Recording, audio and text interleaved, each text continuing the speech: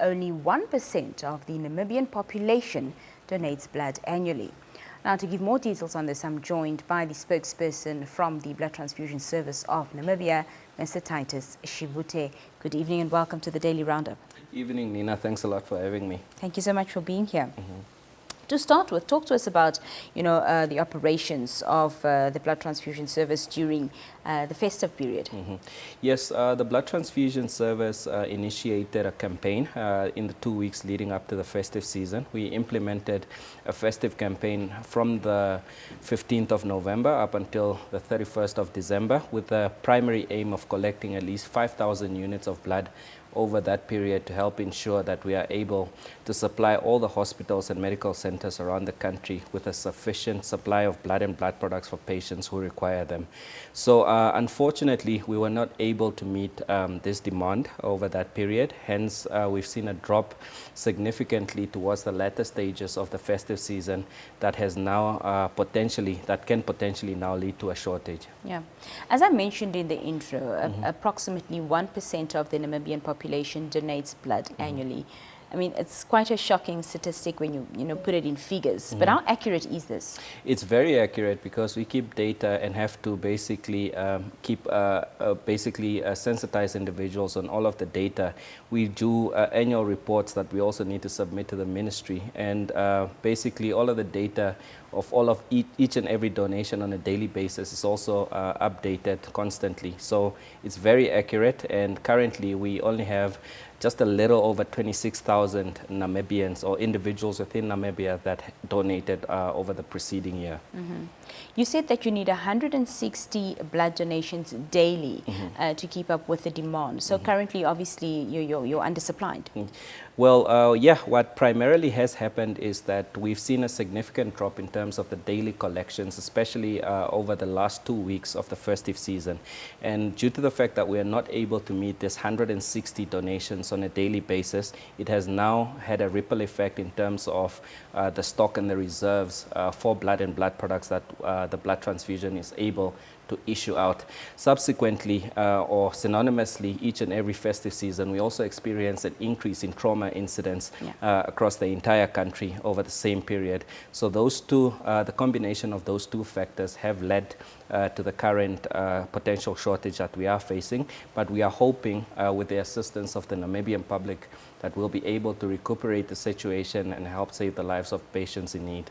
This drop in daily blood donations that you've seen now in the first 2 weeks of January, is this a trend that you see every year, or is this the first time it's happened? It's synonymous with each and every festive season. I think we did a little better in comparison to other years.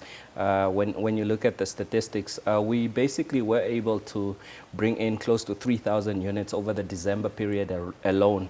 And predominantly, we would normally range between 2,000 to 2,300 units over the same period. So we've done a little better, but what we are also realizing is there's also an increase in terms of the number of patients that are actually require blood and blood products.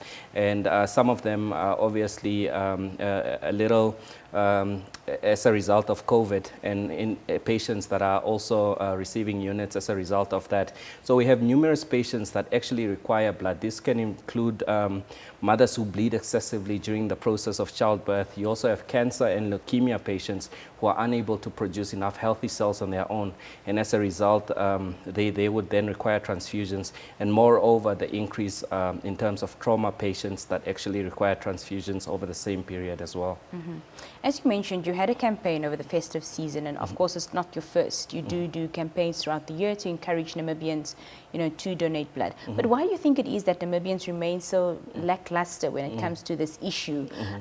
Do you think it's because, they have this opinion that they come, they donate blood, it's for free, and then the blood transfusion service ends up selling their blood to, the medical institutions and then gain from it while they don't? Yeah, that's actually a major misconception with blood transfusions around the world.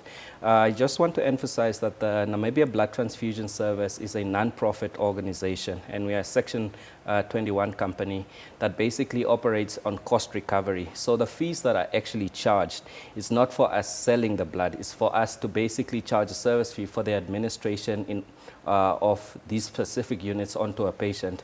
I also just want to emphasize that a lot of the blood that is actually donated goes to state hospitals. About 85% of blood donated in the country goes to state institutions, and these patients receive blood for free when it is administered within state hospitals. So we also try to go an extra mile in listening to the various queries that come forth.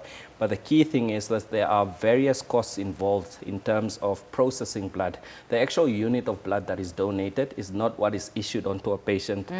This is because we obviously separate it into various components. So at the end of the day, a patient will either only receive a red blood cell, platelets, or plasma.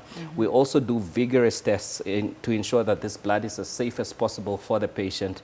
So as opposed to your normal virology tests that are done at, let's say, a New Start center, where you determine whether antibodies against a specific infection are being picked up. Right. We do what is referred to as NAT testing, nucleic acid amplification tests, where we test for the actual genetic material of a specific virus. And this is a very, very costly procedure that actually constitutes for about 30% of total cost for the Namibia Blood Transfusion Service to run. But it significantly lowers the window period for us, making our blood amongst the safest on the continent, because we are able to detect infections between 5 to 7 days from post-infection. Right, right. Well, thank you for clearing up that misconception. Thank also, you. do tell us which blood type is the most in demand. The current blood type that is most in demand is the O blood type. This is because it's compatible as a donor. It's compatible with all other blood types. So that means that if your blood type is O, it can be issued to patients of any other blood type. And in Namibia, not all hospitals and medical centers also have the facilities to do compatibility tests or cross-matching, which is basically determining your blood type and cross-matching it against that of a patient. So in those kinds of instances, they also issue the O blood type because it's compatible with all other blood types. And it's also the most common blood type. All right. Yeah. What are the requirements, Mr. Shivute, should one want to donate blood? Well, the basic requirements are quite easy. There are about 5 different criteria that you need to adhere to. First and foremost, you just need to be age 16 to 65. If you are age 16 and 17, you will require parental or guardian consent in order to donate. Secondly, you need to weigh at least 50 kilograms. This is because there's a correlation between your body mass, which is how much you weigh, and the potential amount of blood in your body. So if you step on a scale today and it says 50 kilograms, the amount of blood in your body should be ranging between 4 to 6 liters. And obviously, like myself, the more you weigh, the more blood that you have in your body. It's also really important to enjoy good general health. That means you must be healthy yourself in order to donate blood to an individual who potentially is unwell. Something as simple as a flu can prevent you from donating blood. Oh. And it's also really, really crucial, especially given the context of our country, that you lead a sexually safe lifestyle, because the blood that you are donating has to be safe in order to be put into the bloodstream of a patient who potentially is unwell.